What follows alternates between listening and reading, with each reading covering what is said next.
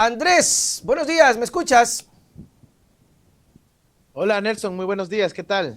¿Cómo estás, Andrés? Ya estamos en vivo y en directo, te estamos observando y te estamos viendo. Ya está con la de Ecuador. ¿Cómo está? ¿Cómo pasó ese partido que lamentablemente no ganamos, pero se puede recuperar? Perdimos contra Messi, pues ¿qué se puede hacer ahí? Creo Claro, que chutica. el equipo se desplegó bien, jugó bien, pero ya es complicado, pues sí, el mejor del mundo. Es durito, de todas maneras, Messi, a pesar de que supuestamente por edad ya el pana está en lo último, ¿no? Yo no sé de fútbol, Andrés, sinceramente, pero creo que está ya en lo último el pana, pero ese man parece que está peladito todavía jugando. No, está bien, está bien. Esas genialidades que tiene, le salvó a la Argentina, la verdad. Yo creo que les hubieran abucheado si empataban, Ecuador pero jugó bueno. mejor, me dicen, Andrés. Yo no vi el partido, sinceramente. O sea, aguantó bien, jugó bien. Estaba frente al campeón del mundo y tenía que hacer lo mejor posible y lo hizo, creo. No, no Claro que sí, Ecuador hizo hay lo, mucho hizo que lo suyo. reclamar, la verdad. Sí.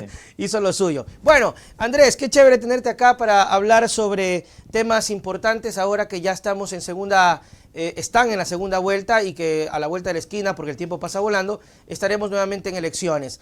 Hay un tema interesante que esta semana se ha dado y quisiera profundizarlo contigo. Dijiste en una entrevista que van a coger los 10 puntos que en su momento la CONAIE propuso y que de una u otra manera frenó ciertas pretensiones de estos gobiernos, tanto el de Moreno como el de Lazo. Cuéntame un poquito más de aquello porque resulta bastante interesante.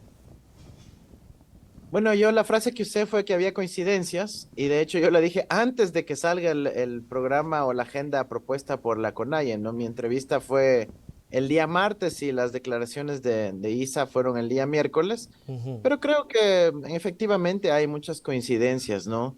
Si uno revisa el documento que salió de esa gran asamblea de la CONAIE, creo que realmente en casi todos los puntos tenemos coincidencias y no porque lo diga yo, sino porque están ahí en los planes de gobierno por escrito. Uh -huh. Y bueno, ¿no? Ahora esperamos que eso tenga una correspondencia en la intención de voto en las estructuras de base de la CONAIE. Creo que lo importante aquí no es ningún acuerdo o pacto entre dirigencias, sino más bien que la ciudadanía, que la gente, que las comunidades se sientan identificadas y que puedan creer que realmente avanzamos hacia un programa de más y mejores derechos en materia de salud, educación, Uh seguridad, -huh. de que se va a respetar la educación intercultural bilingüe, de que creemos realmente en un Estado plurinacional y de que hay que ser crítico con la política de corte extractivo que no necesariamente haya apoyado el desarrollo nacional y de las comunidades. Entonces, creo que efectivamente hay una buena agenda de coincidencias y esperamos que se evidencie esto en territorio.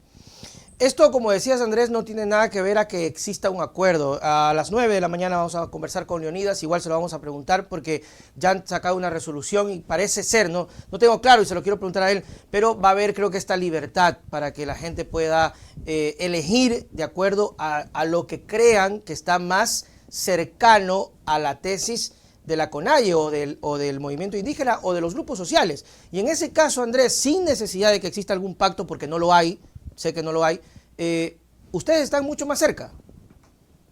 Sí, por supuesto, no hay ningún pacto, no hay ningún acuerdo bajo la mesa ni nada por el estilo. Ahí lo que digo es coincidencias programáticas, que es lo principal que debe preocuparse la ciudadanía y el país, ¿no? Aquí estos acuerdos entre dirigencias políticas y demás creo que caen mal a la gente, a mí también. Uh Lo -huh. importante es más bien que se vean las coincidencias y ya una vez que seamos gobierno, asegurar que sea un gobierno participativo, incluyente, democrático, plurinacional, que pueda incorporar a las distintas facetas, movimientos sociales, vertientes políticas de nuestro país en función de los consensos que son absolutamente necesarios. Y una de las cosas que, por ejemplo, ha preocupado a la CONAIE y que han sido los propulsores fue el tema de la consulta popular, que casualmente escuchamos al presidente decir que no lo va a acatar. Esto es un problema que seguramente se lo va a tener que calar el señor presidente Guillermo Lazo, pero hay un tema fundamental que es respetar la consulta popular. Ustedes, siendo gobierno, respetarán la consulta popular, primera pregunta. Y segunda pregunta, ¿cómo restituir esos recursos que el Ecuador dejará de obtener por la explotación del campo?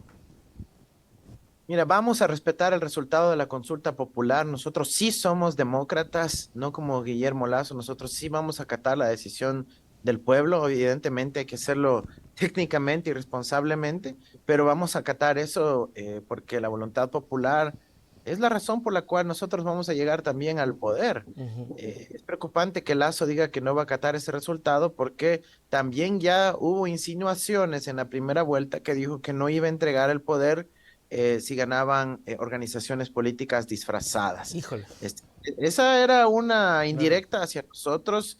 Ujú. Alguna gente quiso hacerse la loca. Yo creo que no, que hay que rechazar ese comportamiento de Lazo. Y hay que decirle de frente, aquí Lazo está desobedeciendo el mandato popular y aunque uno pueda estar en desacuerdo con la decisión, tiene que acatarlo, de eso se Ujú. trata la democracia. Ahora, hay que reconocer que sí va a tener un impacto económico Ujú. sustancial. La parte fiscal es la que menos me preocupa. Eso quiere decir los ingresos directamente, digamos, a la vena del Estado, ¿no? Porque lo que más me preocupa es la falta de ingreso de divisas. Sí, Ya, el petróleo es un producto de exportación ya. y si exportamos menos, ingresan menos dólares. Ok. Entonces, hay que encontrar alternativas para que ingresen más dólares y ya las hemos encontrado. Y es en cobrar los impuestos a los evasores que tienen la plata fuera, para que esa plata que Mm, está fuera ingrese al Ecuador.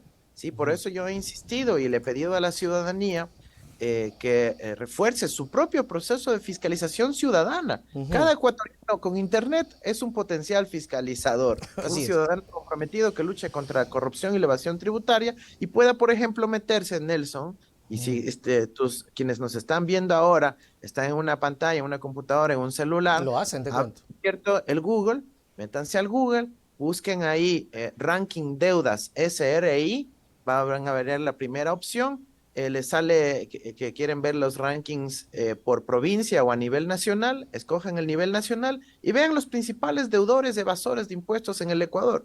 En el primer lugar, no me crean, háganlo ustedes mismos, Claro. van a encontrar al grupo Novoa. Entonces yo digo, si los que votaron sí, si los que promovieron el sí en la consulta popular del bloque 43 en las afueras del Yasuní, decían que la alternativa era cobrar los impuestos a los grandes evasores, aquí está la solución. Claro. Novoa no va a cobrar los impuestos a Novoa, solo la Revolución Ciudadana, en representación de todo nuestro pueblo, cobrará los impuestos a Novoa. Va a ser un poco complicado que nos diga el señor Novoa que se va a cobrar. De hecho, básicamente entiendo que ni siquiera toca el tema porque primero creo que ya no está dando declaraciones, porque hemos tratado de buscar, no está dando declaraciones, bueno, no sé si a nosotros, pero no lo he visto en declaraciones a medios, parece que no lo está haciendo, pero no tocan precisamente, Andrés, el tema de cobrar estos impuestos a los grandes capitales. Una cosa es eso, pero también podría ser, te consulto, ¿qué política tributaria, aparte de aquello, o que forma parte también, se implementará para seguir recaudando más fondos para el país? Mira, lo más importante es cerrar la brecha de elevación tributaria. Y Ya. hay grandes cantidades, verás. El SRI tiene por cobrar 2.000 millones de dólares ya documentado Oye, judicialmente. eso es billete, ¿no? Y eso es solo voluntad política. Solo voluntad política y sí hay un poquito también de técnica. Ya. ¿Por qué? Porque, Nelson, hasta ahora en este gobierno no se hacen los cruces de datos de la Unidad de Inteligencia Financiera, del SRI y de las aduanas.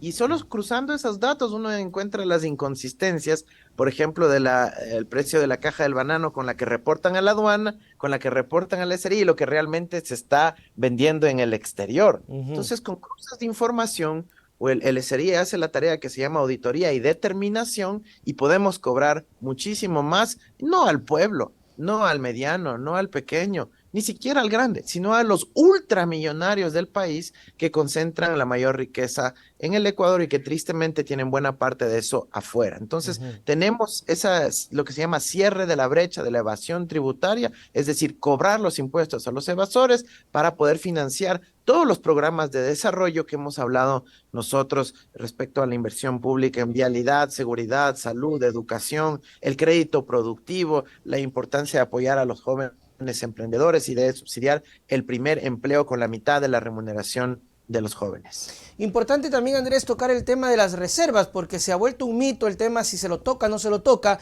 y tenemos el dato de que incluso algún monto de las reservas ha ido a la banca privada. Hay quienes han dicho que las reservas son exclusivamente para cuidar a los bancos. La pregunta es, ¿quién nos cuida a nosotros? Sí, estamos muy preocupados por las recientes denuncias del hecho de que las reservas han caído en los últimos meses.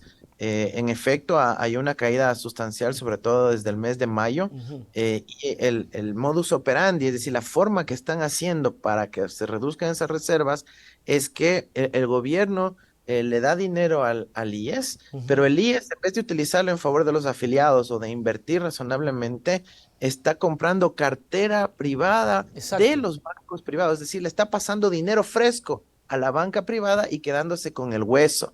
Eso es una especie de salvataje, pero adelantado, ¿no? Es un salvataje adelantado y es muy preocupante, muy preocupante. Los afiliados tienen que poner mucho ojo a esta cuestión.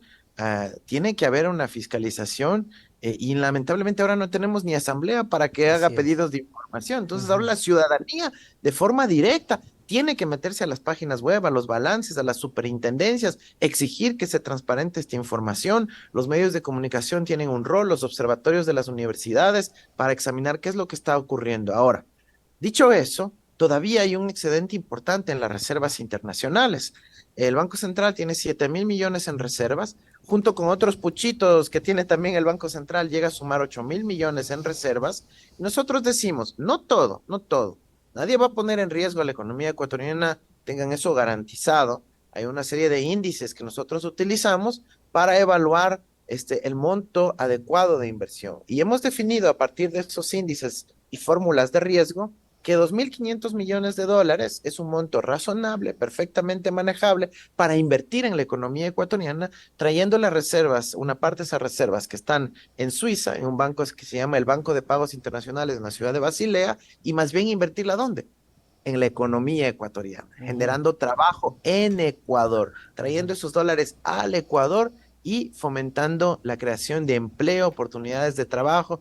Con eso estimamos que vamos a generar 250.000 puestos de trabajo en el corto plazo y será un boom de la construcción, de la obra, de la vialidad, de la obra también de las prefecturas y municipios, porque parte del dinero se utilizará para canalizarlo a través de ellos. ¿Eso les preocupa, Andrés, a este proyecto, bueno, ni siquiera puedo decir proyecto, a esta opción que ustedes lleguen al poder? Es decir, ¿les preocupa que ustedes lleguen con una visión de restribución y de que el que más tiene más pague? ¿Crees tú que ese es el temor de ciertos grupos de que ustedes lleguen al poder, que ustedes manejen un concepto de gobierno ciudadano y que prepondere obviamente el ciudadano sobre el capital y se cobre a quien deba cobrarse?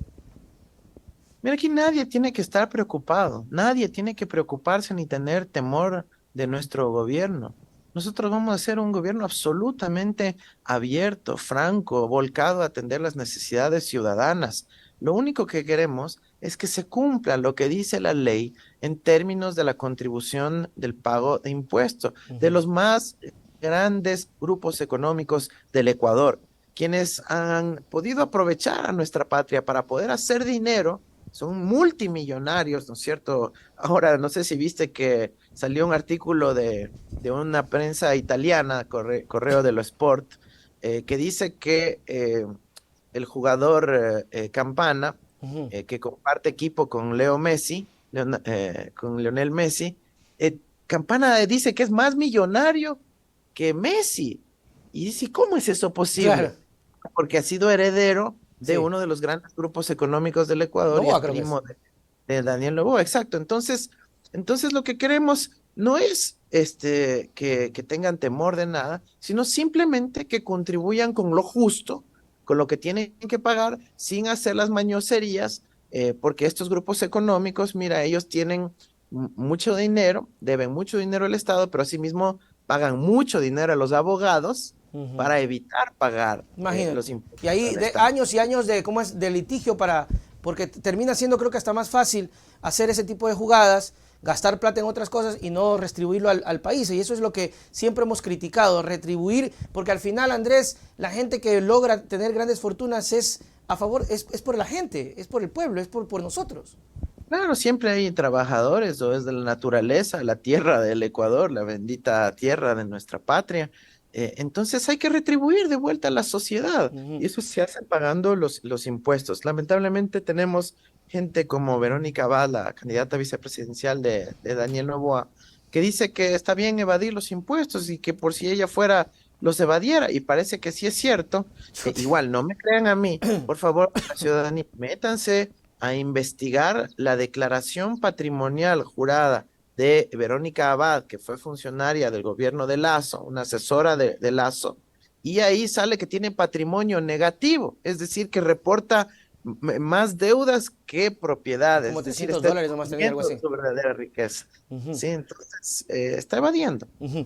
Andrés, hay un asunto interesante que yo escuchaba dentro de las propuestas y era la creación del instituto, no sé si era digital o virtual, tú me corregirás, Sí. público. Háblame de eso porque me parece chévere, interesante y que podría ser una opción para en algo apoyar el tema de los cupos que faltan, que deberían aumentarse. Sé que van a trabajar también en el tema de cupos y de becas. Háblame de eso. Mira, lo principal es devolver el presupuesto a las universidades, más o Ya. menos 240 millones de dólares que los distintos gobiernos le fueron quitando. Nosotros se lo vamos a devolver. ¿Para Ujú. qué? Para que den más cupos a los estudiantes. ¿Ya? Eso es la regla número uno.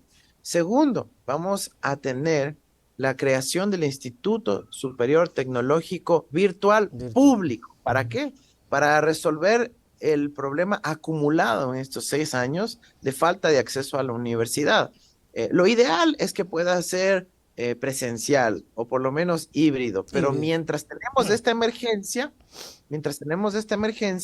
vamos a poder a dar educación de forma virtual, directamente desde el celular, la computadora. Vamos a dar un apoyo para que puedan tener una tablet y una conexión de banda ancha móvil mensual con internet ilimitado a altas velocidades para que puedan atender las clases, para que puedan entregar sus tareas, para que puedan coordinar con los compañeros. Vamos a abrir 10 carreras, que son 10 carreras absolutamente pertinentes para las Sí, necesidades porque hay del carreras que no pueblo. se pueden virtualmente, obviamente. Claro, estas son carreras que sí van a tener que Claro que sí se ser puede. más vinculadas a las humanidades, a la administración, a las ciencias sociales y otras.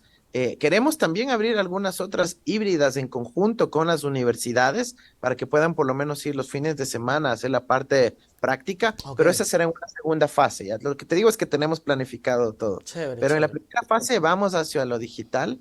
Queremos que la gente pueda cubrir su angustia, su interés por estudiar e ir cerrando paulatinamente esa brecha de acceso. El primer semestre vamos a abrir 24,000 cupos, Nelson, 24,000 cupos. El segundo ya serán 48,000 y de ahí iremos estabilizando esa cifra. Entonces va a ser un boom de la educación virtual Ujú. en el Ecuador. Y una cosa importante, Nelson, no solo va a ser el Instituto Virtual Público que lo vamos a crear, que es importante cerrar esa brecha, sino que también vamos a exigir que las propias universidades públicas vayan generando carreras virtuales para poder aumentar aún más el acceso. Eso es un tema súper importante, Andrés, porque incluso podría permitir a personas que ya tienen un tema laboral y que no tienen el tiempo poder acceder a una educación que a veces uno no es que no la quiere tener. Por ejemplo, yo me gustaría, pero yo ya por el trabajo ya. Pero si hay este chance y encima que es público y que sea de calidad, pues sería una opción muy, muy bacán. Una de las cosas que te escuchaba era el empleo joven, el primer empleo. Ese es otro de los puntos que también genera mucho debate, Andrés, porque siempre nos encontramos con el tema de que quieren experiencia, pero ¿cómo le das experiencia si no le das chance a este joven que se gradúa de 25, 24, 23 años? Entonces, háblame de eso porque creo que es un tema fundamental para los jóvenes. Mira, tenemos dos programas para los jóvenes, el uno que se llama Mi Primer Empleo y el otro es Mi Primer Emprendimiento. Ok. Entonces van de la mano. En Mi Primer Empleo, lo que vamos a hacer es ayudar a que las empresas privadas contraten a cerca de 50,000 jóvenes de nuestra patria, en su primera experiencia laboral, obviamente cumpliendo todo, afiliación al IES y demás, pero la mitad de ese sueldo de esos jóvenes lo va a pagar el Estado, lo va a Ok. pagar el Estado. ¿Para qué? Para que la empresa tenga el incentivo y dice, oye, me sale más barato contratar a Claro. un joven y de esa manera se incorporan al ámbito laboral, ganan la experiencia y nosotros también felices porque nuestro objetivo es tener a los jóvenes trabajando, es tener aportando al país y no dedicándose a otras cosas. Entonces queremos aprovechar el talento joven que tiene nuestra patria, evitar que emigren y de esa manera también aportar al desarrollo nacional y a la sostenibilidad de la seguridad social, porque cuando se trabaja, aportan, cuando hay aportes, el IES se fortalece. Entonces, mi Ujú. primer empleo va a ser un boom de generación de empleo joven en el Ecuador. Las empresas van a empezar a contratar a gente joven y todo esto es en el ámbito privado. Ahora, hay muchos jóvenes, sin embargo, que dicen, yo quiero ser mi propio jefe. Yo no quiero necesariamente entrar a trabajar para alguien más. Yo quiero ser mi propio jefe y para ellos les vamos a generar el programa Mi Primer Emprendimiento a través de una instancia que se llama el Banco de Ideas de la CENESID. ¿Cómo funciona eso? Tú como joven estudiaste, tienes una idea brillante, dices, chuta, Ujú. yo sé cómo hacer plata, Claro. me poner mi negocio. Motivación Eso se también. llama innovación. Tú haces un proyectito, ¿no es cierto? Haces una carpetita con una proyección de cómo quieres que sea tu negocio, un pequeño estudio de la demanda, del mercado, de cómo es la oportunidad. Y haces unas cifras, unas sumas y restas y dices, aquí hay oportunidad de negocio. Presentas ese proyecto al banco de ideas y si te lo califican, obviamente tenemos que evaluar que no sea Claro, por una supuesto. compañía pérdida. Tiene que haber Y, filtros. y ahí el Estado, ¿qué va a dar? Capital Semilla. Te va a dar $5,000 de apoyo. Capital Semilla. No lo tienes que devolver al Estado para que puedas con eso emprender, montar tu propio negocio y de esa manera, ojalá más bien dar trabajo a otros jóvenes. Claro, Entonces claro, qué tenemos chévere. dos programas. Mi primer empleo y mi primer emprendimiento que van a ser, insisto, un boom en la generación de oportunidades para la juventud que ha sido largamente descuidada en estos años. Me parece súper interesante, me parece chévere que ahora mismo ya se empiece a debatir por la naturaleza de la campaña, enfocándose más en las propuestas, que es donde la gente tiene que escuchar, tiene que analizar más allá de las palabras. Por eso, de alguna u otra manera, hemos visto cómo en 5 días la candidatura de ustedes ha subido. La de Novoa empieza a descender precisamente porque la gente ya con tiempo analiza más. Úrsula le manda un saludo, Andrés. Úrsula le dice, saludo para nuestro futuro vicepresidente. Tiene una duda, Úrsula, desde Alemania. ¿Qué pasará o qué tienen pensado para el tema de los niños? ¿Existe algún programa para niños de la calle? Mira, por supuesto, para nosotros la niñez es absoluta prioridad. Cuando nosotros hablamos de educación, siempre partimos de lo que se llama la primera infancia. Nuestro principal problema como país a nivel estructural, porque no hay solo que pensar en las próximas elecciones, sino en las próximas generaciones, Así Nelson. es. Y nuestro compromiso y vocación por la patria siempre estará en el largo plazo también. Y tenemos un déficit de 20,000 parvularias. Entonces vamos a formar parvularias para que llenen los centros infantiles de desarrollo infantil, el buen vivir, Ujú. para que los niños puedan tener la estimulación temprana, el desarrollo cognitivo, el desarrollo neuronal de sus cerebritos y de esa manera podamos tener mejores ciudadanos más adelante cuando ya estén en la universidad o trabajando. Ahora, eso significa un esfuerzo importante a nivel de impuestos, por eso decimos que hay que cobrar a los evasores Ujú. y vamos a contratar a esas parvularias para los programas domiciliarios, es decir, los que van a visitar a la familia y les dan tips de cómo mejor criar a los hijos, como los que reciben a los hijos en unidades como los centros infantiles. Y también tenemos que rescatar a nuestra niñez de la mendicidad. Claro que sí. No es posible que tengamos nuevamente niños en la calle. Ese Ujú. problema ya lo habíamos superado. Lamentablemente la gente tiene la memoria un poco corta, pero ya Ujú. no teníamos niños en la calle y vamos a volcar muchísimos recursos para poner más bien a los niños a la educación, para que vayan a las escuelas y no estén en la calle, para que vayan a formarse o que puedan estar bajo el cuidado de sus familias. ¿Sabes Ujú. cuántos niños abandonaron el sistema escolar luego de la pandemia y este Miles. gobierno terrible de Lazo no pudo volverlos a reincorporar? Son 250,000 Ujú.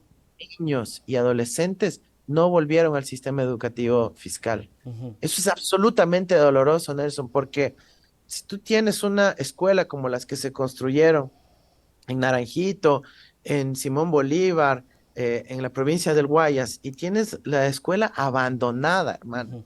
abandonada, ese niño que se crió y que era vecino de donde estaba esa escuela abandonada, y ya van 6 años que lleva abandonada esa escuela. ¿Qué crees? ¿Que ese niño va a crecer feliz y contento o resentido e indignado? Por supuesto. Y obviamente va a caer en la tentación y en la triste realidad de la violencia y la criminalidad que ahora sufre nuestro El, país. Eso el, no lo podemos permitir. el abandono del Estado ha dado claros ejemplos de que fomenta la criminalidad. Wagner lo saluda también, Andrés, dice, ya creo respondiste esto, pero bueno, muchas empresas despiden a sus empleados meses antes de que se puedan jubilar. No, esto no, no te había preguntado.